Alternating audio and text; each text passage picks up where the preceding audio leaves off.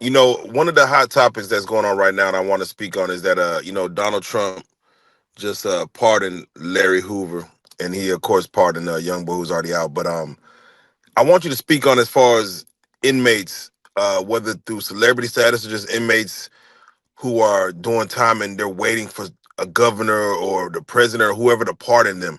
About what percentage of inmates, like maybe have life sentences or whatever, that be just really, really waiting on pardons? And if you don't mind explaining what a pardon is for those that may not know.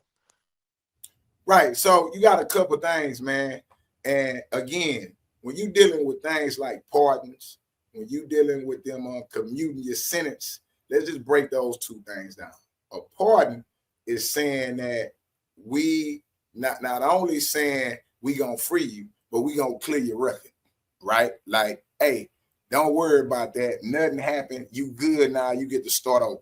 So think of a pardon as being like we gonna clean the slate, right? No harm, no foul. You did time or didn't do time, but we gonna wipe off your stuff and clean your slate. You pretty much done, right? That's what a pardon is, right?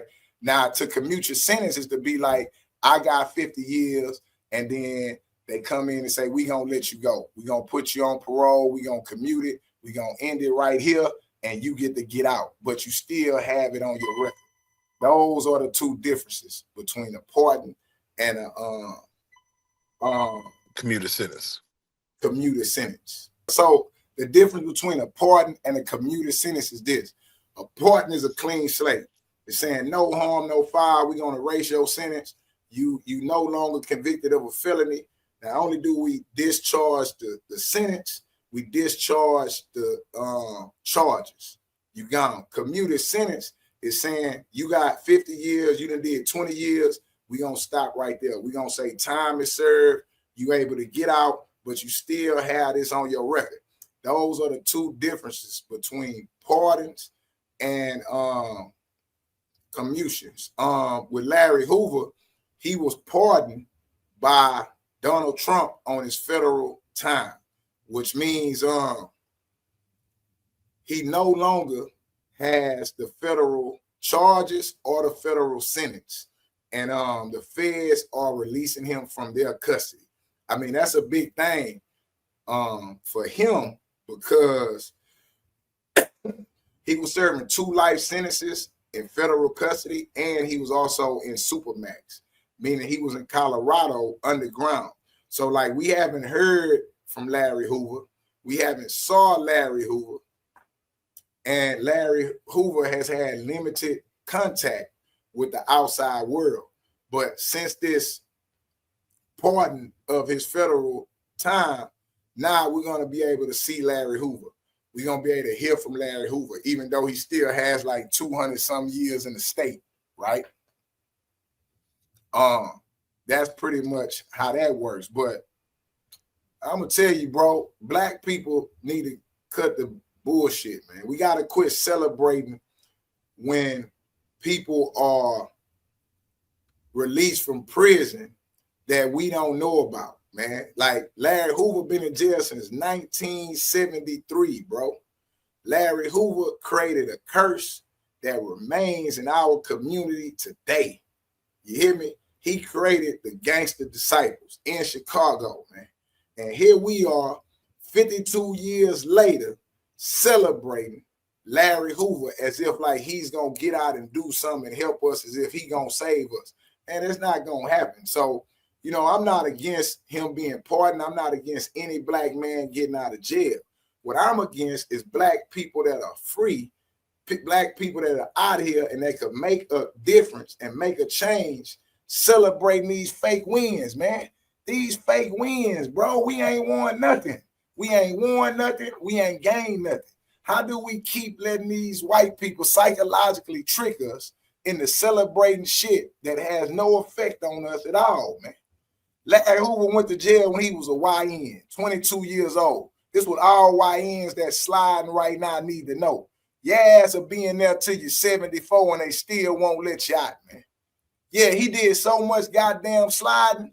He just got 2 life sentences commuted, pardon on 2 life sentences, and he can't get out. That's how fucked up that system is. That is what y'all are running down there to get involved in. So then when we hear, oh, Big Meech home or Larry Hoover home, man, well, I don't give a fuck. Yeah, man, I'm a tax-paying citizen. Tell Donald Trump to free the goddamn money. Yeah, tell him to free Ben Franklin. Goddamn me, Grant. Free them hundreds and them 50s. I want to hear the news that all tax-paying citizens are going to get some relief and they going to get $7,500 stimulus checks. Yeah, that's when you talking our language. That's some shit that can help. Take the tariff off the light bill. Yeah, I don't know if tariffs are part of the light bill, but my motherfucking light bill sky high since that nigga raised tariffs. Yeah, I don't know how them two things go together, but take the tariff off the motherfucking light bill. Free the light bill, you could keep Larry Hoover, and you could take back Big Meech. Yeah, you could take them niggas back because them niggas can't help us, man. I mean, that's just my point, man. Niggas celebrating Larry Hoover getting commuted, and he can't even come home, and niggas don't even know their mama birthday. Nah, that's, man, come on, that's saying something right there. Yeah, That's you saying ask something. any one of them niggas right now, what day was your mama born? Man, them niggas is lost, bro. But they can tell you when the GDs got started, bro. That we fucked up. So you said something right there. You said getting pardoned from a sentence from the feds could still mean that you have to do state, which I think Larry had the state time as well, to where I believe he may not even come home if the state isn't commuted a pardon as well, right? Like he might have to just go from feds to serve the rest Man, of his listen, time in state. this man is so rotten back then, right? And again, this has nothing to do with the person Larry Hoover himself. This has everything to do with black people celebrating fake wins, bro.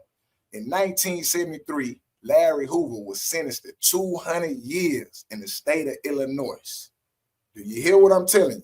This is not a federal conviction. This is a state conviction in 1973. I don't even think they had RICO charges yet. That shit wasn't even invented yet. They didn't even have that shit. So what they did was goddamn arrested him, locked him up for starting the Gangster Disciples, one of Chicago's biggest gangs. They locked up the Gangster Disciple leader and gave him 200 years in the state of Illinois. For all you rookies and people that don't know, and all you YNs that ain't been in this wicked system that they call a justice system, they got nothing to do with us. It's just oppression, poor people, black and brown people. He was sentenced to 200 years in 1973. I wasn't even born yet, man. Do you hear me? I wasn't even around in 1973. He was sentenced to 200 years for being a leader of the Gangster Disciples by the state of Illinois. On that 200-year sentence, he has served from 73 to 83, that's 10 years. From 83 to 93, that's 10 years. And from 93 to 97 is 4 years. He has served 24 years in the state of Illinois when he was arrested while in prison. He'd been in jail 24 years, and the federal government arrested him while he was sitting in the state Illinois prison for still running and killing people out there in the streets. So he picked up a 2-life sentence in the federal prison while doing 24 years in the state prison, and ever since then, he's been locked up in federal custody in their Supermax since 1997. And that's what he's been serving, 2 life sentences on high security Extreme Max down in Colorado underground since then. So imagine that. He was locked up for 200 years in the state. He only did 24 years before he caught a double life sentence in the fit. This is the shit we celebrate, bro. Yeah, that's crazy. When you break it down like that, I mean, we have to look at that. Like, where's the win? Where is the where win? is the fucking win? Oh, the win is we admire and we celebrate victims, bro.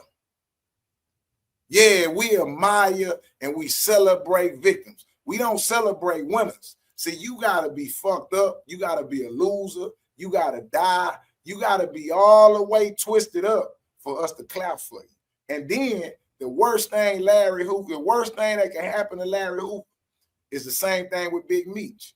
After we create this myth and this folklore of this man as if like he got power, man, I don't know, bro. But if you went to jail at 22 and you got out at 75, you ain't got no power. This ain't no motherfucking Nelson Mandela. Am I making sense? Come on. You ain't got no motherfucking power. But then if they did release him in today's time, all we gonna do is strip away the myth from him. All we gonna do is bash and banish him the same way they did Big Meech. Big Meech won out 3 months and he was a rat. And now we don't even talk about it. We don't even sing the Big Meech song no more. Come on. Because we only like the nigga when he was locked up. That's how fucked up this culture is and what we got going on, man. Yeah, that's how much of a jail celebration mind state we stay in.